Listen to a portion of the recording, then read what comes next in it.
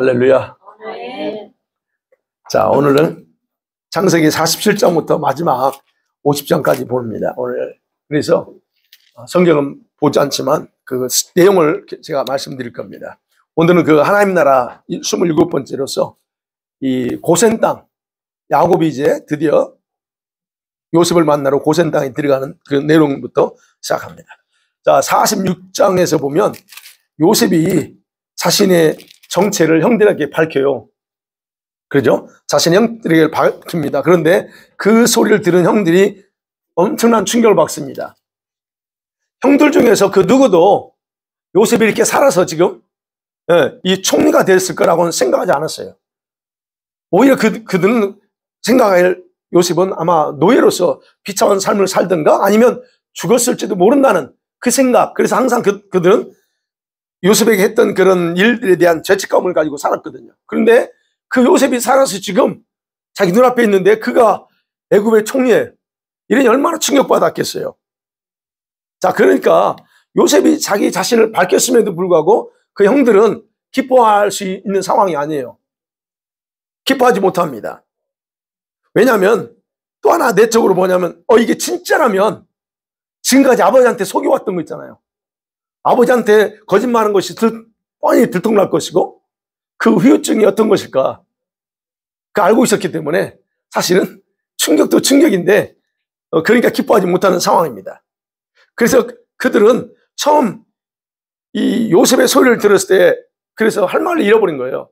당황해가지고. 그래서 오늘 46장에 보면 할 말이 없어요. 그리고 그런 형들의 그 마음을 요셉이 알고서 이해하고 있었기 때문에 그들을 안심시킵니다. 안심시키고 형들한테 그런 고백하죠. 걱정하지 마. 그게 이제 45장에 보면 형들이 나를 판 것이 아니고 하나님이 나를 이곳에 먼저 보냈어라고 그런 유명한 믿음의 고백을 하는 겁니다. 자, 이런 그 요셉의 고백이 있었습니다. 그리고 나서 이제 요셉이 형들이 그냥 당황하고 있을 때 곧바로 뭘 합니까? 그의 관심은 자기가 보고 싶은 아버지예요.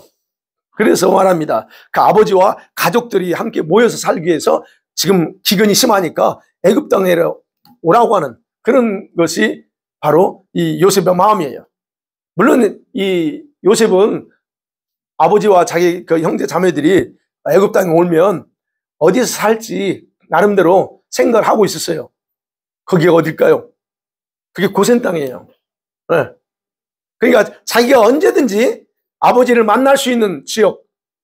그러면서 이 가족들이 다 목축업을 하잖아요. 그러니까 가까운, 그리고 또 그러면서 동시에 목축업을 하기에 딱 좋은 그런 지역을 이미 요셉은 머릿속에 딱 생각해 놓고 가족들을 다 불러오려고 합니다. 그래서 형들한테 빨리 가서 아버지랑 다 애굽으로 내려오라고 강조합니다. 왜요? 아직 흉년이 5년 더 남았어요. 최악의 흉년은 아직 안 왔어. 그렇기 때문에 거기서 살아남으려면 여기 내려오지 않으면 살 수 없다는 것을 알기 때문에 그래서 빨리 내려오라고 당부하는 겁니다. 그런 요셉의 당부를 보면 그렇죠. 가나안에 있어서는 살아나기 힘들어. 그 모습을 보면 영적으로 보면 그래요. 예수님께서 이 인간 죄인들에게 영원한 생명이 나한테 있으니 나한테 오라고 하는 초청과 똑같은 거예요. 누구든지 목마르니 그럼 나한테 와서 내가 주는 생명수 물을 마셔라고 하는 그런 초청과 같은 그런 영적인 의미가 있다는 거예요. 그러니까 요셉의 가족이 살 길은 여기 오는 것 외에는 방법이 없어요. 우리가 예수님 앞에 오는 그 방법 외에는 우리 영원히 살 수 있는 길이 없잖아요. 그와 같은 영적인 의미가 있다는 겁니다. 자, 그래서 요셉이 지금 이제 그런 초청을 했습니다. 그러고 나서 이제 형들이 아버지한테 가죠. 자, 아버지가 그 요셉이 살아있다는 말을 듣고 어떤 반응을 했느냐 하는 거예요. 여러분, 요셉은 언약의 계승자입니다. 아브라함, 이삭, 그 다음에 야곱이에요. 네. 야곱은 언약의 계승자라서 요셉이 살아있다는 거, 그 말을 듣고 여러분 어떻을까요? 얼마나 기뻤을까? 네. 근데 요셉이 야곱이 그 소리를 듣고 그냥 곧바로 자기가 그렇게 마음에 두었던 아들을, 사랑스러운 아들을 만나고자 그냥 곧바로 실행하려고 마음을 먹습니다. 그런데 실행하기 전에 그가 제일 먼저 한 게 있어요. 애굽으로 가기 전에 부엘세바에 갑니다. 부엘세바에 가가지고 자기가 만난 하나님 앞에 희생자세를 먼저 드려요. 애굽에 가기 전에 먼저 자기가 만났던 하나님, 그 하나님을 가서 부엘세바에 가서 희생제사를 드려요. 그러면 야곱이 이렇게 자기 아버지 하나님의 이름으로 불렀던 그 약속의 땅, 그 약속의 땅을 야곱은 떠나면 안 되는 상황이잖아요. 어쨌든 그 땅을 지켜야 되는데 자기가 지금 이제 떠나게 돼. 그러기 전에 먼저 하나님께 가서 예배하면서 우리 식으로 하면 주님 떠나도 됩니까? 물어보고자 하는 그런 심정으로 가서 예배를 드린다는 거예요. 자, 그렇게 야곱이 희생자세를 하나님께 드립니다. 근데 그날 밤 하나님께서 야곱에게 나타나서 세 가지의 미래적인 예언을 합니다. 세 가지요. 뭐라고 말하냐면 46장 3절 4절에 그래요. 애굽에 내려가는 것 이건 내 뜻이야 라고 말합니다. 야곱의 입장에서는 과연 이거 내가 잘못 또 정하고 가면 어림당하잖아요. 디나가 강간당한 이유 중에 하나가 뭐예요? 그가 지켜야 될 약속을 안 지켰기 때문에, 그런 경험했기 때문에 잘못하면 자기가 어떤 어림을 당할지 알기 때문에 그래서 걱정했는데 하나님 말씀합니다. 애굽으로 내려가는 건 내 뜻이야 라고 얘기하는 거예요. 그러니까 내려가는 걸 두려워하지 마, 얘기하는 거예요. 그런 두려움을 하나님이 아시고 내려가라고 하는 겁니다. 떠나도 되는데요. 그러면서 주님이 또 약속합니다. 애굽에서 내가 큰 민족을 만들어서 너희들 다시 데려올 거라고 하는 계획까지도 다 알려줍니다. 자, 큰 민족을 이루게 하는 방법이 뭐냐 하는 거예요. 구체적으로 안 나타났어요. 그냥 너 큰 민족을 이루어서 내가 올 거야만 했지 어떤 방법을 할지는 나타나지 않았습니다. 그러니까 첫 번째 그런 하나님이 야곱에게 얘기합니다. 그 다음에 두 번째 뭐냐면 나도 너와 함께 너희 가족들과 함께 애굽으로 내려갈 거야 라고 약속합니다. 내 가나안 땅에 머물지 않고 네가 가 있는 그 애굽 땅에 나도 갈 거니까 걱정하지 말라는 거예요. 그러면서 함께 간다고 하는 것이 거기 가서 어떤 큰 민족을 이루고 어떤 큰 축복을 받는 것보다 더 중요하게 하나님이 강조하시는 겁니다. 중요하죠? 하나님이 함께 동행한다는 거, 이게 얼마나 중요합니까? 그리고 그 약속을 받는 것이 얼마나 여러분 이게 우리에게 확신을 주는지 모르죠? 이런 어떤 부분에서 하나님이 야곱에게 말씀하는 거예요. 그러니까 그 약속을 붙잡고 야곱이 믿음으로 행동하는 데 있어서 주저하지 않아요. 그래서 이제 약속도 받았겠다. 그러니 어떻게 얼마나 기뻤겠어요. 그러니까 여러분, 저와 여러분이 기억하셔야 될 거는 하나님 앞에서 각자가 받은 약속이 있죠. 아마 있을 거예요. 그 약속 붙잡으셔야 돼요. 그 약속 붙잡고 나가시면 그 약속 붙잡고 나갈 때 예를 들면 그 대신 믿음으로 행동하는 거예요. 그냥 하는 게 아니고 믿음으로 행동하는 거예요. 그래서 이 약속은 믿음으로 우리가 행동하게 할 수 있는 원동력이 되는 거예요. 완전히 약속 받은 게 없으면 오늘 밤에 꼭 받으세요. 받으셔야 돼요. 왜 내가 지금 이 땅에 살고 있는지, 왜 내가 밴쿠버에 살고 있는지, 왜 죄송합니다.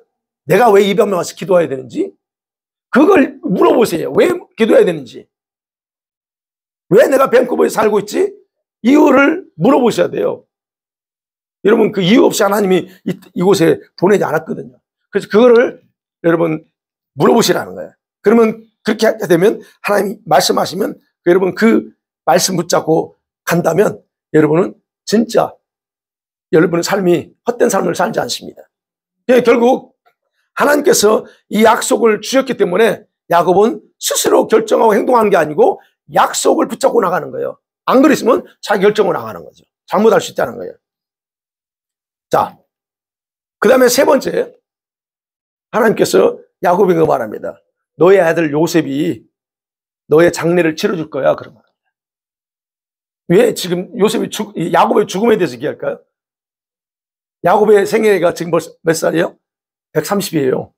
그럼 조상들에 비해서 꽤 살잖아요? 언제 죽을지 모르지만 그러면 요셉의 곁에서 자기가 죽을 거를 주님이 예시해 주는 거예요. 그러면 그 장례를 요셉이 없이 그냥 다른 다른 11형제들이 했다면 어떻게 치렀을까? 근데 요셉이 장례를 치른다면 가장 좀 뭐랄까요? 좀 오늘날 표현 좀 이렇게 거창하게 장례를 칠 수 있는 거예요. 그런 과거에 야곱이 얼마나 힘들고 고통스러운 삶을 살았어요. 근데 마지막은 이런 축복을 받으면서 끝날 거다라고 하는 그런 의미가 담겨져 있는 거예요. 우리가 그래서 처음보다 마지막이 중요합니다. 물론 처음도 중요하지만 그렇지만 가는 과정에서 힘들고 어려움을 겪고 또 생각지 않는 일 당할 수도 있어요. 그러나 중요한 건 우리 마지막이 더 중요하다는 거예요. 마지막을 어떻게 결론 맺느냐 하는 거예요. 우리 인생의 마지막을 어떻게 마치느냐 하는 거예요. 야곱은 바로 고통스러운 삶을 살았지만 마지막은 이렇게 요셉에 의해서 좀 영광스러운 어떤 그런 모습으로 마지막을 치르게 된다는 거. 이게 바로 하나님께서 그동안 고생했던 야곱에 대한 하나님의 마지막 은혜 베푸는 거예요. 예. 자, 이와 같은 하나님의 약속을 듣고 야곱은 모든 가족을 데리고 자, 어디 가요? 애굽으로 갑니다. 근데 그냥 가지 않아요. 이제 확신에 차서 갑니다. 예. 기쁨이 있는 거죠. 자, 그게 이제 지금 47장 넘어옵니다. 근데 이 40장에 보면 기근이 더 심해졌다 그래요. 자, 그런 내용을 봅니다. 자, 그러면 이제 고센 땅에 왔어요. 지금 아직까지는 고센 땅이라고 안 하지만 이제 야곱이 내려오니까 요셉이 마중 나가서 아버지한테 얘기하죠. 아버지한테 뭔 얘기를 합니까? 이렇게 말하세요 약속합니다. 자, 그런데 그 내용을 보기 전에 보면 그 46장 쭉 보면 야곱을 중심으로 해서 애굽에 내려간 야곱의 가족들의 명단이 나옵니다. 여러분, 애굽으로 출발한 야곱의 가족들은 총 66명이에요. 여러분 생각해 보세요. 야곱의 남은 남자 후손들은 모두 70명이라고 소개합니다. 여러분 읽을 때 약간 헷갈리는 부분들이 있어요. 그 46장 27절에 보면 애굽에서 요셉이 한 아들 2명 이것까지 합쳐서 다 모두 70명이라 그랬지만 사실은 벌써 요셉하고 요셉 두 아들은 살고 있잖아요. 거기에. 그러니까 그건 빼야 돼요. 네. 자, 야곱이 그래서 가축과 모든 재산을 가지고 출발했던 곳에서 바로 이 요셉과 그의 두 아들 에브라임과 므낫세 그리고 그 다음에 전에 누가 죽었어요? 유다의 두 아들이 죽습니다. 큰아들 엘과 오난이 죽어요. 그래서 여기 빠져 있어요. 그 대신에 디나가 여기 포함돼요. 그래서 66명이라고 봐야 되는 게 맞다는 얘기예요. 66명 맞죠? 또 계산해야 돼요. 또 내가 항상 숫자를 내가 잘못 계산할 때 있어요. 그리고 여러분 어쨌든 야곱이 자신의 그 수많은 가족들을 이끌고 고센 땅으로 갈 수 있었던 건 그래서 보면 하나님의 예정에 대한 어떤 하나님의 순종 때문에 그런 결과를 가져왔다는 거예요. 자, 이렇게 대가족이 애굽에 도착합니다. 요셉은 다시 만난 가족과 그다음에 아버지와 헤어지지 않겠어 아까 말씀드린 자신의 모든 능력을 다 동원해요. 머리를 다 동원해서 어디에요? 그래서 가능하면 애굽에서 정착하며 같이 살 수 있도록 그런 머리를 굴린다는 거예요. 그리고 나서 46장 보세요. 31절에 34절에 보면 나옵니다. 바로한테 가서 무사히 고센 땅에 살 수 있도록 허가를 낼 수 있도록 조언을 해줘요. 이러이래서 이렇게. 근데 문제는 문제가 있어요. 왜 요셉이 그런 조언을 해주냐면 문제는 뭐냐면 요셉의 야곱의 그 직업이 뭐냐는 거예요. 자, 애굽을 정착하는 것은 바로가 허락은 해줘. 그런데 그 생업이 뭐냐를 안다면 애굽에서 같이 살기는 힘들 수도 있어요. 여러분, 당시 문화적으로 그래요. 당시 가나안 땅에서 온 사람들은 이집트 사람들이 의심을 해요. 스파이로 생각하고 그런 상황이에요. 그래서 국경 지방에 정착하는 일이 쉽지 않았어요. 지금 고센 땅은 국경 근처예요. 그리고 동시에 애굽 사람들은 목자들을 혐오합니다. 그러니까 바로가 이 그런 어떤 그 국경, 그 다음에 그것도 목축업을 하기 아주 좋은데 거기에 정착하도록 조치를 취한다고 하는 것은 더 생각할 수 없는 거예요. 그래서 요셉은 그 가족이 목자라는 사실을 내세워서 바로 왕이 어쩔 수 없이 야곱의 가족에게 그 고센 땅에서 살 수 있도록 그런 허락할 수 있도록 뭐랄까요? 유도하는 지혜를 아버지한테 가르쳐 주는 거예요. 우리는 조상 때부터 이렇습니다. 그게 갑자기 있는 게 아니고 이건 우리가 뿌리가 그렇다는 것을 강조함을 통해서 바로한테 이렇게 어필하는 거죠. 그래서 그때 당시 이집트 사람들은, 애굽 사람들은 이 목축업하는 사람 야만적으로 생각했어요. 또 돌아다니잖아요. 그중에 또 하나는 자신들이 신성시하는 염소, 양, 소, 이것들이 목자들이 거치기를 따르잖아요. 자기들이 신 중에 하나인데. 그러니까 더 목축업하는 사람은 싫어한 거예요. 근데 우리가 이해가 안 되죠.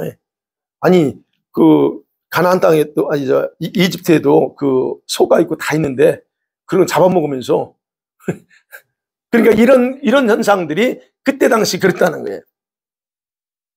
그리고 더 나아가서는 이 목축업하는 사람들은 한 곳에 정착하지 않고 떠돌아다녀요. 그러니까 이집트 사람들은 이런 무시하는 게 있었어요. 어쨌든 그런 무시. 그러니까 어쨌든 이런 문화적이건 또는 종교적인 어떤 이런 차이가 있었기 때문에 그래서 같이 함께 어우러져 산다? 이건 쉬운 일은 아니었다는 겁니다. 그래서 요셉은 본문에서 그 애굽 사람들과 멀리 떨어져 있는 고센 땅을 생각하고 거기서 좀 멀리 떨어져 있는 상황에서 살 수 있도록 그렇게 고민하고 있는 걸 보게 됩니다. 그럼 고센 땅이 어떤 곳이길래 요셉은 그걸 선택했을까? 지도를 한번 보여주세요. 고센 땅이, 자, 이건 한번 지도를 봐야 돼요. 고센 땅이 이겁니다. 이 부엘세바 지금 저기죠? 헤브론에 살고 있었잖아요. 야곱이. 그러다가 부엘세바에 내려가서 거기서 제사 드리고 이게 이 고센으로 와. 이게 보세요. 이게 지중해고 이게 나일강이에요. 나일강. 이쭉 이 강들이요. 자, 그래서 루노입니다. 그럼 왜 요셉은 여기를 선택했을까 하는 거예요. 대부분 다 이 이집트 밑쪽들은 사하라 사막이에요. 여러분 아시는 것처럼. 95%가 다 사막이에요. 이집트는. 근데 고센은 달라요. 그래서 여기 보면 그 출애굽 때 출애굽기 나와 보면 라암셋 온 이쪽에 그 뭘 세워요? 스핑크스 뭐 이런 걸 세워놓잖아요. 예. 그러니까 여기를 제외하고 거의 이 고센 땅은 이렇대요. 이제 역사학자들이 그래요. 땅에 170m를 파도 전혀 안반이 없는 그런 어떤 땅이라는 거예요. 비옥한 땅이라는 거예요. 네. 그래서 고센이라고 하는 그 이름 자체 뜻은 땅 중에서 좋은 곳이라고 하는 그런 의미, 축복받은 땅이다라고 그렇게 얘기합니다. 자, 이 지역에서 야곱의 이제 후손들이 내려가죠. 거기서 430년을 거기서 삽니다. 그들이 바로를 위해서 거기서 이제 아까 말씀드린 국고성 비돔 거기 라암셋을 건축하는 거예요. 나중에 이제 노예로 되면서. 그러니까 이 나일강에 이게 나일강을 중심으로 할 때 그 뭐랄까요 삼각지대 같은 거죠. 델타 이런 거죠. 그런 지역. 그러니까 목축업을 하는 사람들이 가장 적합한 알맞은 땅이었다 하는 거예요. 그러면 생각해 볼게. 여전히 요셉이 단순히 여기에 목축업을 하기 좋은 땅이기 때문에만 여기에 살게 했는가 하는 부분이에요. 그것만은 아니에요. 그래서 영적인 의미가 있다는 거예요. 왜 요셉이 꼭 고센 땅을 고집하면서 거기에 자기 가족들을 살게 했는가 하는 거예요. 그 중에 첫째가요. 고센 땅이 애굽 본토와 상당히 멀리 떨어져 있어요. 떨어진 것으로서 이스라엘 민족이 지금 이제 자기 가족들이죠. 거기 살면서 애굽의 우상 문화와 동화되지 않기에 적합한 장소가 바로 여기입니다. 요셉이 생각했다 그래요. 여러분, 그런데 애굽에는 어떻게 해요? 애굽에는 신이 많아요. 그래서 출애굽 때 10가지 재앙 내리잖아요. 그 장자만 빼거나 하면 나머지는 다 그때 당시에 신으로 생각했던 부분들이야. 그래서 여러분 애굽에 가면 그런 우상들이 많아. 그러니까 이 자기 형제 자매들이 나중에 커서 후손들이 이 우상 문화에 동화되지 않게 하기 위해서 신앙적으로 섞이지 않도록 보존하기 위해서 바로 여기를 선택했다는 거예요. 애굽에 정들 수 있잖아요. 살면서 그들은 다시 가나안 땅 돌아가야 되는데, 그래서 바로 이 그런 독립된 공간에서 신앙 거기서 살면서 다시 돌아갈 걸 생각하는. 그래서 바로 돌아갈 수 있잖아요. 여기서는 가까우니까. 그것 때문에 요셉은 그걸 미리 여기가 영원히 살 곳이 아니고 잠깐 사는 거니까 이런 준비하라는 의미로 바로 고센 땅을 선택했다는 거. 바로 여기서 보면 요셉이 하나님의 언약, 약속을 잊지 않는 믿음의 모습을 볼 수 있다는 거예요.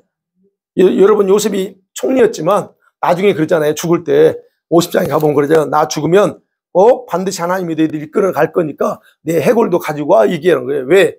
바로 돌아갈 걸 요셉은 알고 있었다는 거예요. 그게 요셉의 신앙이라는 거예요. 그 다음에 두 번째는 이 고센 땅은요, 이 나일강, 하루에 있잖아요. 목축이 많기 때문에, 초목이 많기 때문에 야곱의 가정에게, 그 가족 목축하는 그들에게는 적합한 곳이에요. 그리고 후일에 나중에 출애굽할 때도 아주 유일한 땅이고, 그리고 이런 것을 염두에 둬서 바로 거기에 정착하게끔 했다. 그러면 그 모습 속에서 우리가 생각할 수 있는 부분은 뭐냐면, 그런 요셉의 깊은 어떤 내면의 그런 가족에 대한 미래까지 다 염두에 두고 있다는 거예요. 그게 바로 요셉이 믿음이 거기 담겨져 있다는 거예요. 우리가 거기서 그걸 생각할 수 있다는 거예요. 그 다음에 여기 보세요. 지도를 보면 여러분 지중해요. 지중해부터 물이 흘러가잖아요. 이렇게 이쪽 강으로 흘러오잖아요. 물이 두 줄기로 흘러와요. 라인강을 그래서 이뤄서 땅을 비옥하게 만들거든요. 자, 근데 그 두 줄기 물결이 중단되지 않고 흘러서 라인강 때로는 범람해요. 나일강이. 자, 여기서 이 야곱의 후손들이 엄청나게 번성하잖아요. 430년을 살면서. 그 원인 중에 하나가 뭐냐? 바로 나일강이 흘러오는 이 생명수가 중단되지 않고 흘러왔기 때문에 그래요. 그런 역사적인 의미가 있다는 얘기입니다. 그 원인이 그렇다는 거예요. 그리고 장소적으로 이거를 고센 땅의 장소는요, 마치 엄마의 자궁과 같은 모습을 하고 있다 그래요. 다음 거 한번 넘겨보시죠. 조금 더. 예. 엄마의 자궁의 모습과 같다 그래요. 학자들은 그렇게 얘기해요. 왜? 그 넓은 땅이 아니에요. 좁은 땅인데 거기 살면서 많은 야곱의 후손들이 생겨나거든요. 그러면 그 영적인 의미는 뭐냐? 아, 고센은 하나님께서 야곱에게 약속한 큰 민족을 출산하기 위한 여인의 자궁으로 사용했다 하는 영적인 의미로 얘기한다는 얘기예요. 그래서 생명줄기가 흘러오면서, 지중해에서 흘러오면서, 예. 여러분, 여인이 잉태하고 생명줄기가 막히지 않고 흘러가야 하는 것처럼 하나님은 바로 이 고센 땅을 그런 목적으로, 그런 용도로 사용해서 이스라엘을 거기서 번성시켰다라고 하는 겁니다. 그래서 고센이라고 하는 땅의 영적인 의미는 하나님의 생명수가 중단되지 않고 지속적으로 흘러가는 곳, 그리고 하나님의 계획을 완성시키기 위한 준비된 땅이라고 하는 거예요. 저와 여러분이 하나님 주신 각자에게 사명이 있는데 이 사명을 완성하려면 우리가 있어야 될 곳에 있어야 돼요. 하나님이 여러분과 저를 만들어서 빚고 다듬고 하고자 하는 그곳에 있어야 주님이 그렇게 만들 수 있고, 그 다음에 또 하나는 이 생명수가 넘치는 곳에 있어야 된다는 얘기예요. 생명수가 넘치는 곳에 있을 때 그 생명의 강줄기를 통해서 흘러나오는 생명을 먹고 우리가 번성하고 영과 홍과 육이 강건해진 것처럼, 그런 의미로 바로 고센 땅을 이스라엘 백성을 그렇게 번성시킨 거예요. 이 밴쿠버가 여러분에게 그런 땅이라고 저는 생각합니다. 예, 호키탈람. 예, 그 어쨌든 그 고센 땅의 영적인 의미가 그런 부분이 있어요. 자, 내용은 여러분 다 아시니까 제가 얘기 안 합니다. 그 다음 마지막 하나 더 생각할 수 있는 게 이제 이 야곱이 죽을 때가 돼요. 그래서 죽고 나서 바로 창세기 끝나요. 그 다음에 뭐 그 마지막 장 보면 요셉은 몇 살까지 살고 죽었다라고 딱 끝나버리잖아요. 그러니까 야곱과 요셉의 이야기가 마무리되는 곳이 바로 이제 48장, 49장, 50장이에요. 자, 47장까지는 여러분 야곱의 애굽 땅에 정착한 내용을 기록하고 있어요. 그 후에는 야곱이 죽기 전에 자기 자손들에게 축복하는 내용이 나옵니다. 먼저는 야곱이 요셉의 두 아들을 축복하죠. 그 다음에 이제 죽을 때 되니까 49장에서는 이제 자기 자녀들에게 12아들을 축복합니다. 근데 그 축복이 그 자녀들의 12명의 자녀들의 특성에 맞는 그런 축복을 해요. 근데 그 특성이라고 하는 것이 그 후손들을 통해서 미래에 나타날 어떤 내용을 예언하고 있다는 거예요. 근데 주목해야 될 내용이 뭐냐? 유다의 후손이라는 거예요. 유다를 통해서 지금 무엇을 약속하고 있는가 하는 거예요. 다른 아들 내용들은 우리가 그냥 생각하지 않아도 되지만 중요하게 생각할 게 8절이 49장 8절부터 12절 유다에 대한 약속을 보면 그게 중요하다는 거예요. 그럼 유다에 대해서 뭐라고 합니까? 8절에 보니까 너는 내 형제의 찬송이 될지라 그럽니다. 찬송. 다른 형제들의 후손들이 바로 유다의 후손에게 절할 거래요. 이게 뭔가 다르죠? 그리고 유다를 뭐라고 말하면 움킨 것을 찢으면서 웅크리고 있는 수사자와 같다라고 말합니다. 9절에 보면. 그래서 누구도 그를 행해서 범죄하지 못하는 것. 그러면서 10절에 보면 이게 이 통치자가 가지고 있는 이 홀이라고 표현하는 거죠. 예. 통치자의 지팡이가 떠나지 아니에요. 언제까지? 실로가 오시기까지. 즉 메시아입니다. 여기서 말하는 메시아. 그러니까 결국 약속된 여자 후손, 창세기 3장 15절 있죠? 약속된 여자의 후손이 있었습니다. 근데 그 후손은 세상의 구원자였어요. 그가 바로 계속적으로 봤던 게 예수님입니다. 그러면 그 예수 그리스도가 장차 유다의 후손으로 오실 것을 구체적으로 계시하고 있다는 거예요. 그전에는 그냥 안 했어요. 한 사람, 네 자녀가 태어날 거야 라고만 얘기했어요. 그런데 여기서 야곱이 죽기 전에 바로 유다를 통해서 장차 이렇게 올 거라고 하는 것을 구체적으로 말씀하고 있다는 거예요. 그래서 12명의 야곱의 아들 중에서 선택된 자가 유다입니다. 자, 유다 아들들은 어때요? 이미 첫째와 둘째는 죽었습니다. 그는 하나님 앞에서 악해서 죽였어요. 그 다음에 셋째는 셀라입니다. 근데 셀라는 살아있어요, 지금. 근데 유다의 후손 중에서 얘만 있나요? 유다의 며느리, 다말을 통해서는 어떻게 누가 있어요? 쌍둥이, 형 베레스와 세라가 있어요. 네? 예수님은 바로 베레스 후손이에요. 베레스를 통해서 태어나는 거예요. 약간 좀 이상하죠? 아니, 며느리하고 태어난 그런 쌍둥이 형 베레스를 통해서 예수님이 그 블러드 라인으로 태어나신다는 거예요. 우리가 이걸 보면 마태복음 1장에 보면 그런 내용들이 나오잖아요. 그거 보면 우리가 인간으로서 이해가 안 돼요. 아니, 예수님이 구원자인데, 그 메시아인데 좀 깨끗한 그런 어떤 집안으로 태어나지 어떻게 그런 이해가 안 되는 집안으로 태어나요? 여러분, 하나님의 계획과 역사는 우리 인간이 이해할 수 있는 방법으로 진행되는 게 아니라는 거예요. 어찌됐든. 그래서 바로 이 49장의 핵심은 메시아가 누구를 통해서 나올 것인가에 대한 그런 것이 중요한 핵심이다 하는 거예요. 자, 이렇게 야곱은 장차 유다를 통해서 메시아가 태어날 건 약속합니다. 그 다음에 여러분, 야곱이 죽는데요. 야곱이 130세에 애굽에 들어왔습니다. 그리고 17년 동안 살다가 147세에 죽어요. 네. 그리고 50장에 넘으면 야곱이 죽고 장례를 치릅니다. 자, 이거 우리가 한 가지 더 짚어먹어야 될 게 나와요. 장례를 다 치렀습니다. 근데 요셉의 형들이 요셉의 보복을 두려워하는 내용이 갑자기 등장합니다. 그죠? 50장 15절에 보면. 아니, 이미 다 끝난 거 아니에요? 근데 요셉의 형들이 아버지가 죽고 나니까 지금 갑자기 두려움에 사로잡혀요. 그들은 처음 요셉을 만났을 때 자기들의 과거 행위에 대해서 요셉으로부터 설명 들었어요. 45장에서. 형이 그렇겠지만 이건 하나님이 하신 거야. 설명 들었어요. 그리고 요셉은 그 모든 것들을 다 하나님의 계획과 섭리였기 때문에 용서를 다 해버렸어요. 뭐 용서하고 말 것도 없어. 왜냐하면 자기가 그런 일에 쓰임받았다고 하는 건 고통이 있었지만 쓰임받으니까 너무 좋아. 그래서 용서했습니다. 그리고 요셉은 다 잃어버렸어요. 그런데 정작 형들은 안 잊어버렸어요. 요셉의 그런 진심 어린 용서를 받아들이지 않았다는 거예요. 아버지 때문에 요셉이 지금 참고 있을 거야 라고 스스로 해석한 겁니다. 그잖아요. 15절에 보면 요셉이 혹시 우리를 미워서 악으로 갚지 않을까? 참 안타까운 부분입니다. 여러분, 항상 형들은 마음속에 요셉의 보복을 두려워하고 살았다라고 하는 것을 여기 엿볼 수 있어요.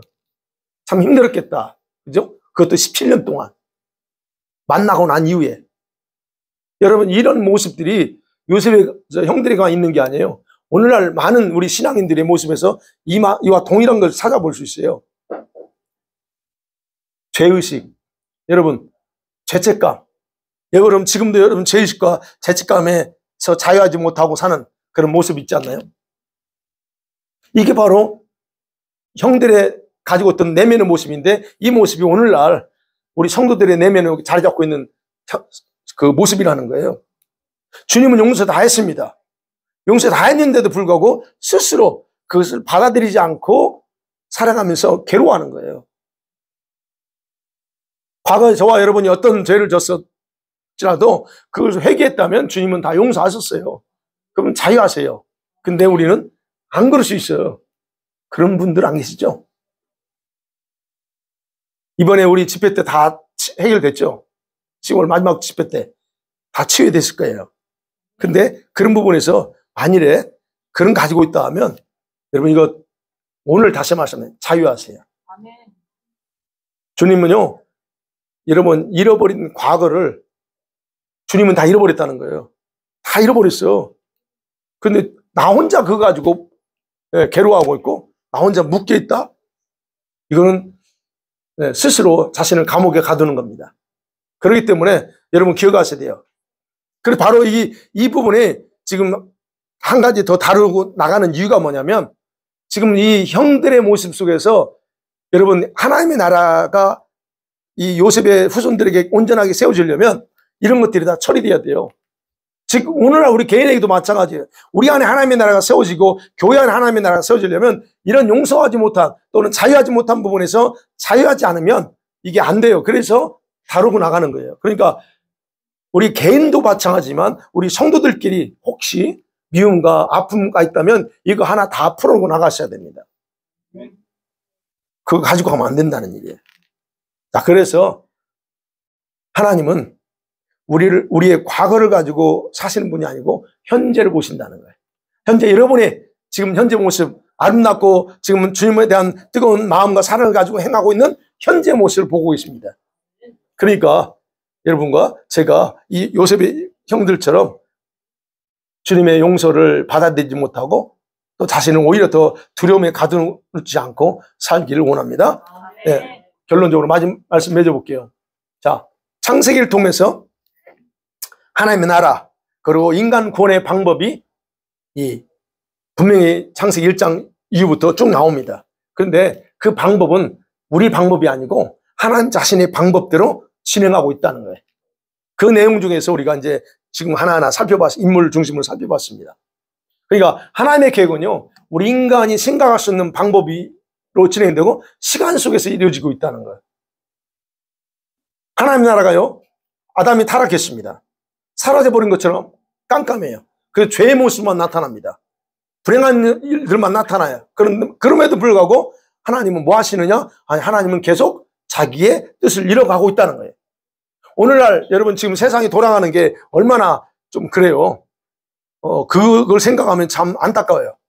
근데 그럼에도 불구하고 하나님은 악한 자들이 아무리 지금 별의별 짓을 다 하고 자기들의 목적을 이뤄 나가려고 할지라도 하나님의 주권 속에서 그들은 행하고 있을 것이고 그 다음에 하나님이 허락해야만이 가능하지 지들 마음대로 안 된다는 거예요.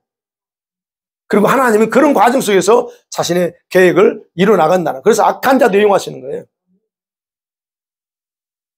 이미 요한계시록에 예언된 그 말씀들이 완성돼 나가려면 그 악한 자들을 통해서 이뤄나가시니까 그 지금 진행되어 나가고 있잖아요. 그렇다면 우리가 생각할 때 우리 방법이나 우리가 이해할 수 있는 방법일지라도 하나님 지금 계속적으로 가고 있다는 거예요. 아브라함을 선택했죠. 아이고 언제 큰 민족을 이뤄. 이삭 딱 달랑 하나 태어났는데 이삭, 야곱, 그 다음에 12아들 이러면서 점점 하늘의 별처럼 많아지게 하는 일들을 행하여. 근데 그것이 가나안 땅에서는 불가능합니다. 가나안 땅은 불가능해요. 그리고 야훼 신, 즉 하나님 중심의 신앙을 믿음으로 지켜나갈 수 있는 환경, 그 환경을 어디서 만들어요? 애굽이지만 그 고센 땅이라는 곳에서 다 거기서 만들어 놓고 거기서 하나님은 자신의 계획을 이루어요. 거기서 사는 동안 어땠어요?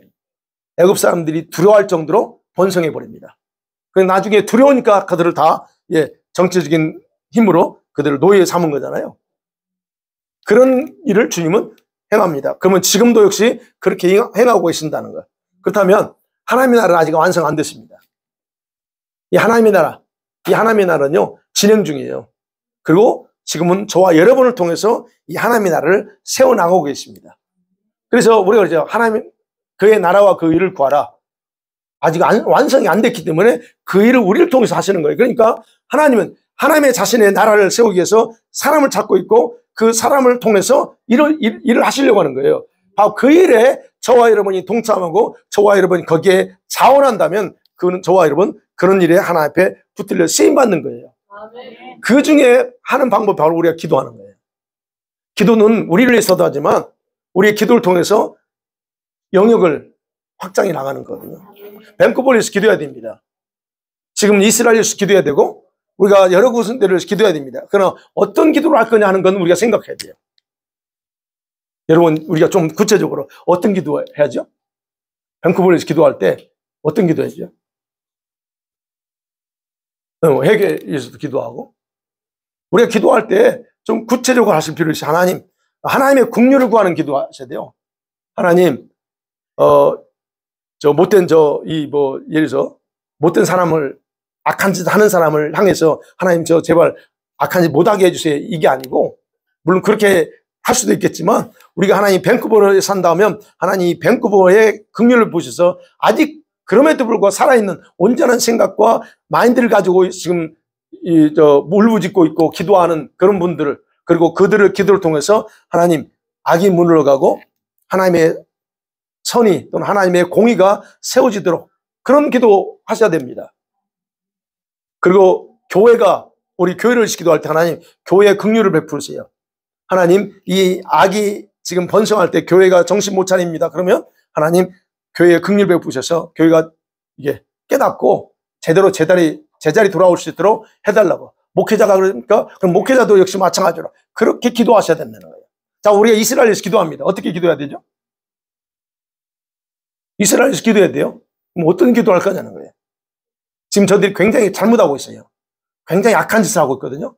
그럼 우리가 그런 걸 하나님 이스라엘 잘 되게 이스라엘 잘 되게 하는 게 아니라 그들은 철저하게 회개해야 돼요. 지금 그런 부분을 하나님 네타냐후뿐만 아니라 그런 어떤 이 정치권이죠. 다 거기에서 지금 행하고 있는 자들이 정말로 하나님이 뭘 원하는지를 알고 회개하고 그리고 하나님이 원하는 대로 바로 정상으로 돌아오도록 그런 기도하셔야 돼요.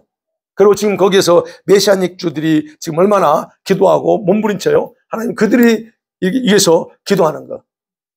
그래서 하나님의 긍휼이 임하도록 그리고 하나님 그런 심판이 더 확장돼 나가지 않도록 그 기도하셔야 돼요. 제가 주일날 이제 그 설교할 거예요. 지금 우리가 이 부분에서 정확하게 현재 이스라엘에서도 저도 이제 기도하고 하지만 이스라엘이 다 잘되게 위해서 기도할 수 있는 건 아니에요. 지금 그들은 잘못하고 있는 부분이 많아요. 자, 그런 부분들.